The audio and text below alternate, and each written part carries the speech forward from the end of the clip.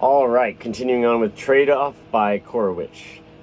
Production flow keystone hubs. We have briefly outlined the risks of failure in the financial and monetary system keystone hub. However, its most critical function is to enable the flow of goods and services in the globalized economy. That is, it maintains the production flow keystone hub. Production flows are enabled by money, credit, and bank intermediation. It is this which keeps food in the supermarkets, businesses and production running, and critical infrastructure serviced. Production flows determine our dependencies and the ability to maintain any form of socio-economic complexity. As production flows have grown in complexity, delocalization, interdependence, and speed, our vulnerability to any form of major financial shock has increased immensely. The implication of the fuel blockades in the UK would represent only a subset of the interactions immediately affected. The societies that would be impacted most extensively and rapidly are the most complex ones. Being the most complex, they have the greatest number of critical inputs into keeping systems, factories, supermarkets, critical infrastructure running. They have the highest levels of interdependence and are adaptive to leaner, just-in-time logistics. Consider briefly a soft to mid-core, an example, Spain, Italy, Belgium, France, disorderly default and contagion in the Eurozone, coupled, as would be likely, with a systemic global banking crisis.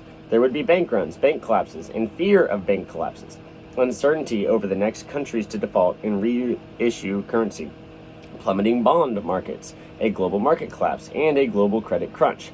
Counterparty risk would affect trade just as it would affect the interbank market.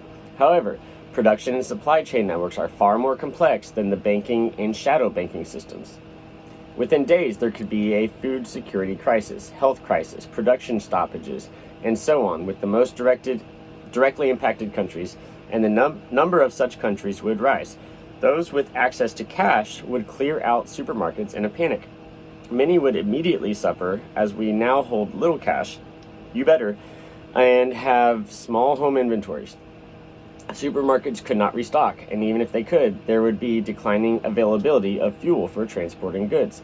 Hospitals, adapted to just-in-time, would also run low on critical supplies, and staff might not be able to get to work.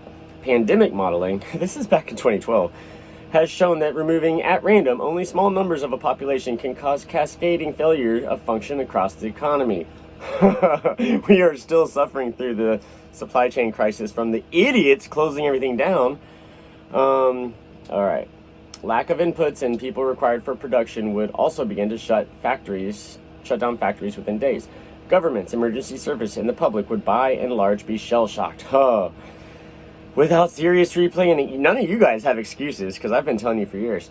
Without serious pre-planning, a government would be unable even to provide emergency feeding stations for weeks. There would be growing risk to critical infrastructure.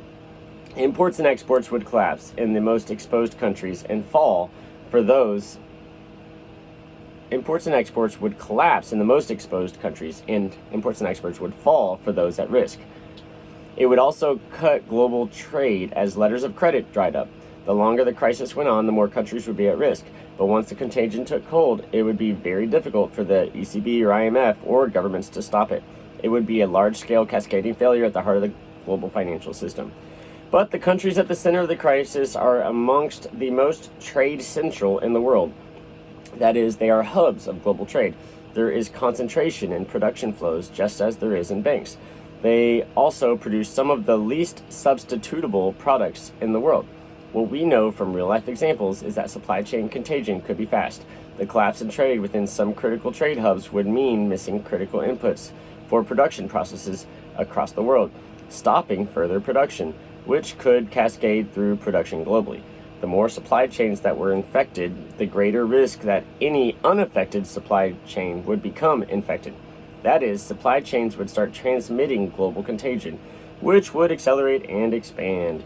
Factories from Germany to China and the US would shut down, helping to spread further financial and economic fears within those countries. Supply chain contagion would feed back into deepening and spreading financial system contagion, which would in turn feed back into further supply chain contagion. It would impact on the various keystone hubs we shall consider later, including critical infrastructure. It may mean that if keystone hubs were not restabilized within weeks, an irreversible global economic collapse could be underway. Sound familiar? We may hold off another month, a year, or even a few years, but each attempt to maintain the stability of the system upon which we depend upon for our immediate benefit will most likely just displace and magnify risk into a nearer and nearer future, for we are dependent upon the very things we are undermining.